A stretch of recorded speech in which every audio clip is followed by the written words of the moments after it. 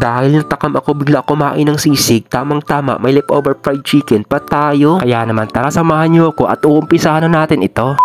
Pero bago nga yan, ihahanda muna natin yung mga kagamitan na gagamitin natin para sa paghihiwa tulad ng chopping board at matalas na kutsilyo. Ngayon naman, ihahanda ko na yung leftover fried chicken natin para mahiwa ko na ng maliliit. Sa paghiwa naman ay ganito lang din kaliliit ang paggayat ko dito. Pero kung gusto nyo pang mas maliit dyan ay bahala na kayo. Tapos dire-diretso lang tayo sa paggayat na ito at huwag tayong magpapahinga. Dahil sa pagpapahinga mo nga ay maraming oras ang nasasayang. Pagkatapos natin gayatin lahat ay ilipat lang natin ito sa pinggan or sa malaking lagayan. Ayan, i-push nyo lang ng i-push hanggang malipat siya dyan sa pinggan. Ngayon naman, kailangan natin dito ng isang pirasong sibuyas kaya umuha muna tayo dito sa tindahan. Dahil sisig yung lulutuin natin ay kunin na din natin itong mayonnaise. Dahil wala tayong butter, pwede na rin siguro itong star margarine. Kumuha na rin tayo dito ng 2 pirasong itlog. Tapos syempre kailangan din natin dito ng isang pirasong lemon at kukunin ko na din itong isang pirasong siling green haba. Much better kung may kalamansi kayo kasi mas masarap ata yung kaysa sa lemon. Pero bahala na kayo kung anong gusto nyo doon sa dalawa. So ayun na nga, kumuha na nga rin pala ako dito ng 2 pirasong siling labuyo. Isarado na natin yung rep para hindi na sila makalabas. Charot lang. Binilatan ko na nga rin pala itong 1 pirasong sibuyas. Ngayon naman gagayatin lang natin ito ng katamtamang laki.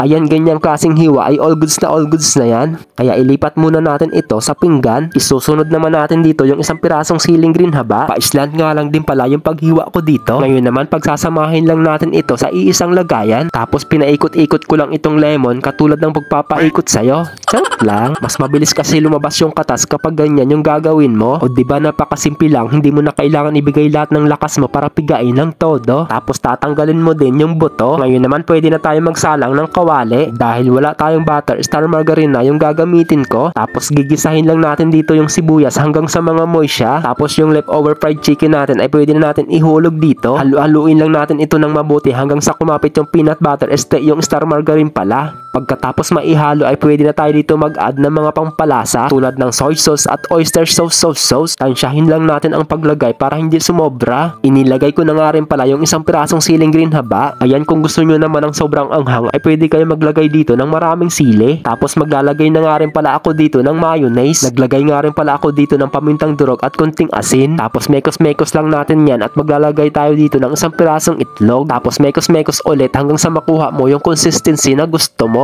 Dahil wala tayong sizzling plate ay dito na rin ako maglalagay ng 1 pirasong itlog. Binutasan ko nga rin pala yan sa gitna para naman magmukhang sisig talaga. Tapos didisenyuhan ko lang ito ng simple. O diba luto na yung simpleng sisig natin, alak na lang talaga ang kulang. O siya, pwede mo nang tawagin yung mga barkada mo at lalantakan na natin ito. Pero bago nyo matitikman yan ay ako muna syempre. Tinansya ko nga lang din pala ang pagkuha ng kanin, baka mamaya ay maparami ako. Mahirap na, baka mamaya ay masira na naman yung diet natin. So ayun guys, tara kain tayo. Syempre first bite na natin yan, unang subo.